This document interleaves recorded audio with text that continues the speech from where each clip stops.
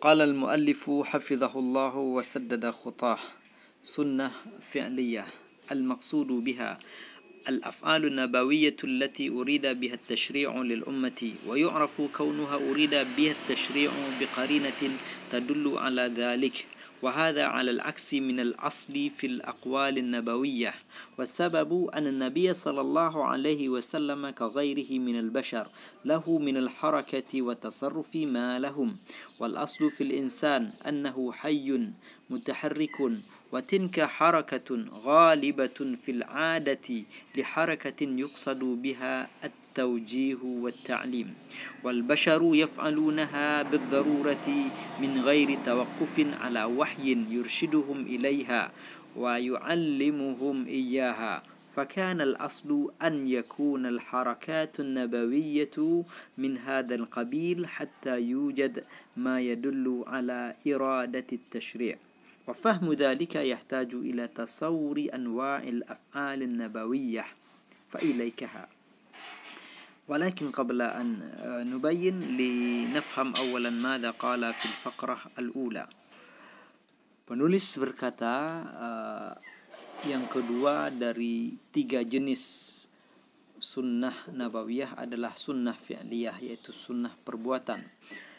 Yang dimaksud dengan sunnah fi'liyah itu adalah af'alun nabawiyah, perbuatan-perbuatan Nabi yang dimaksudkan, yang ditujukan sebagai tasyri', yaitu ketetapan syariat yang mengikat bagi seluruh umat.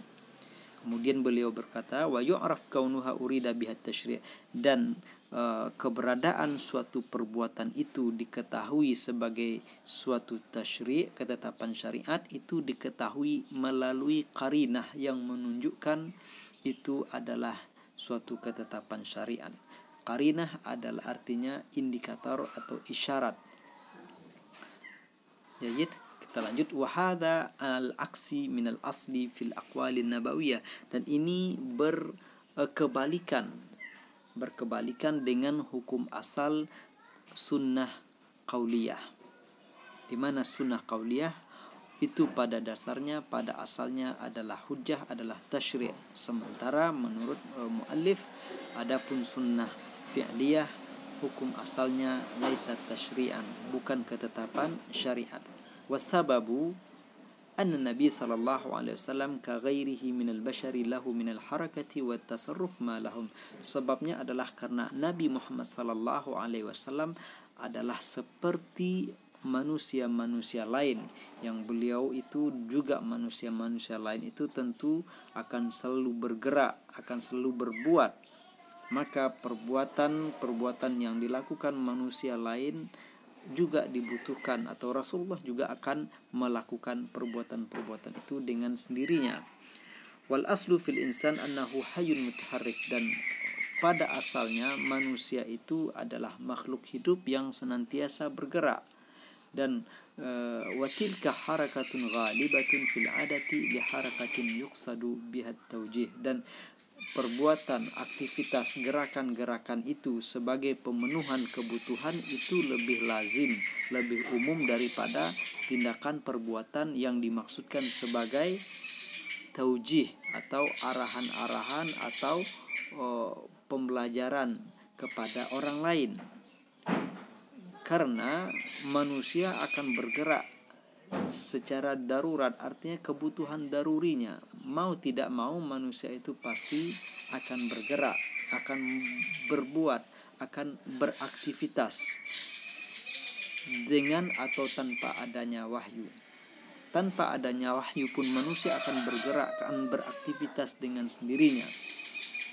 Oleh karena itulah, maka hukum asal dari perbuatan Rasulullah sallallahu alaihi wasallam itu digolongkan ke dalam golongan seperti ini, yaitu perbuatan yang sifatnya adalah daruri al-bashari, kebutuhan dasar manusia. Dan ini tidak berubah menjadi suatu ketetapan syariat kecuali jika ada dalil-dalil yang menunjukkan hal tersebut. Thumma hadha min qabil فقال فكان الأصل أن تكون الحركة النبوية من هذا القبيل حتى يوجد ما يدل على إرادة التشريع. Oleh karena itu perbuatan-perbuatan Rasulullah SAW itu dinilai seperti ini. Itu adalah kebutuhan dasar manusia untuk bergerak dan beraktivitas, dan tidak digolongkan sebagai suatu ketetapan syariat atau sebuah syariat yang mengikat, kecuali ada dalil-dalil yang menunjukkan hal tersebut. Nah, untuk lebih detailnya atau lebih jelasnya, maka kita perlu menganalisis, kemudian mengelompokkan perbuatan-perbuatan atau aktivitas-aktivitas yang dilakukan oleh Rasulullah sallallahu alaihi wasallam.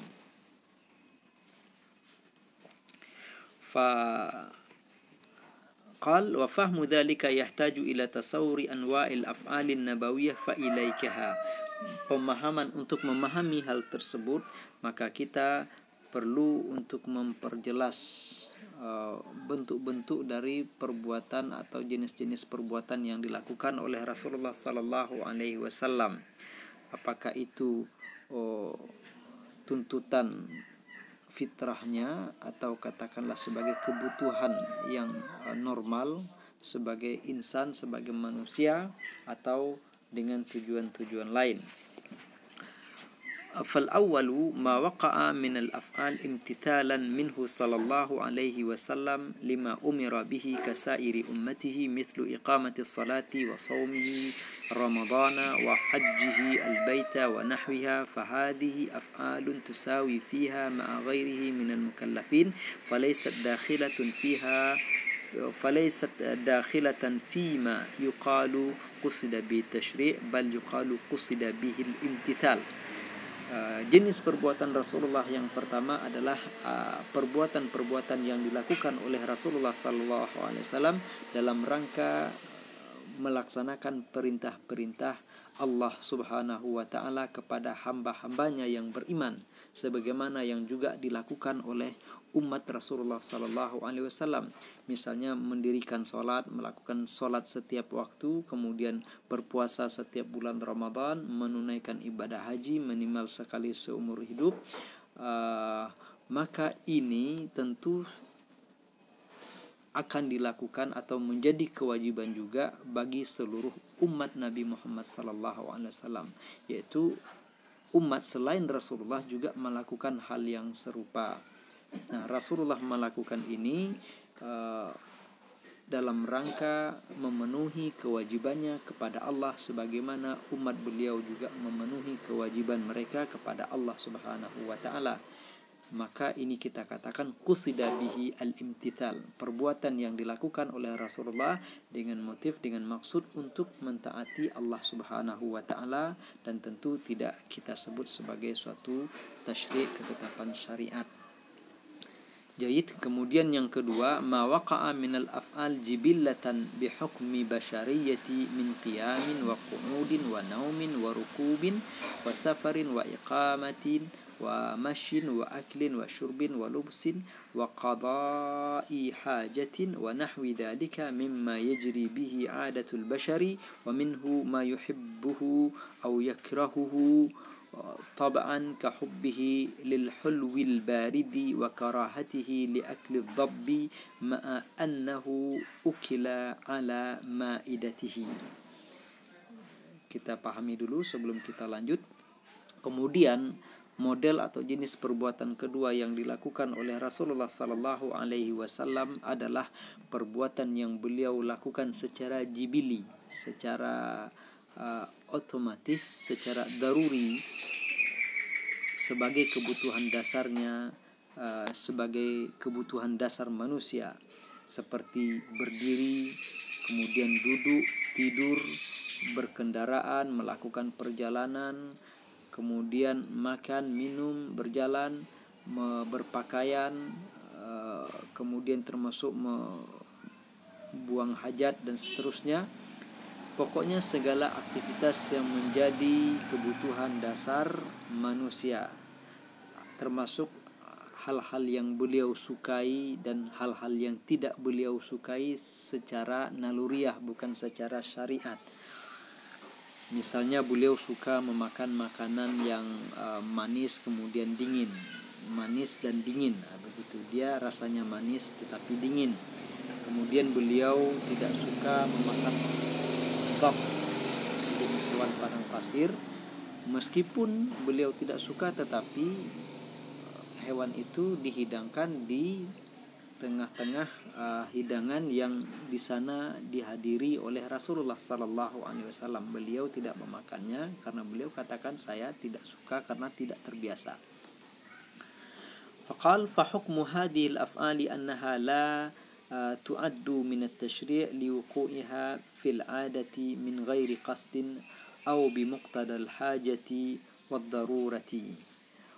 Hukum perbuatan-perbuatan ini bahwa ini tidak digolongkan sebagai tasyri', tidak digolongkan sebagai ketetapan syariat, karena perbuatan itu dilakukan oleh Rasulullah sebagai kebiasaan yang berlaku umum, sebagai kebutuhan, tidak ada semata-mata dilakukan karena ada kebutuhan yang bersifat darurat, kebutuhan dasar sebagai manusia. وشبيه بهذه الأفعال نوع مسكنه أو مشربه ومأكله وملبسه من لون أو صفة خياطة أو نحو ذلك مما هو جار على أصل الإباحة، فهذا ليس مما يندرج تحت التشريع، وإنما حكم مجرد فعله وتركه سواء. Seperti ini juga atau sama dengan ini perbuatan-perbuatan lain atau sama dengan perbuatan-perbuatan ini, nau maskanihi, jenis atau model tempat tinggal Rasulullah, jenis-jenis minuman beliau atau jenis makanan yang beliau makan, jenis dan model pakaiannya, warnanya atau model guntingnya, atau ya hal-hal lain yang menjadi kebutuhan dasar manusia, maka hukum asalnya adalah ibahah, yaitu boleh-boleh saja. Fahada laisa mimma yandarju tahta tasyri', ini tidak termasuk ke dalam perbuatan yang disebut sebagai sunnah fi'liyah dalam artian tasyri'. Bahwa Rasulullah melakukannya itu hanya menunjukkan itu sesuatu yang boleh. Bahkan innama hukmu mujarradi fi'lihi wa tarkihi sawa, bahkan hukumnya ditinggalkan atau dilakukan sama saja, yaitu boleh. Untuk yang ketiga, keempat dan selanjutnya akan kita lanjutkan pada video berikut.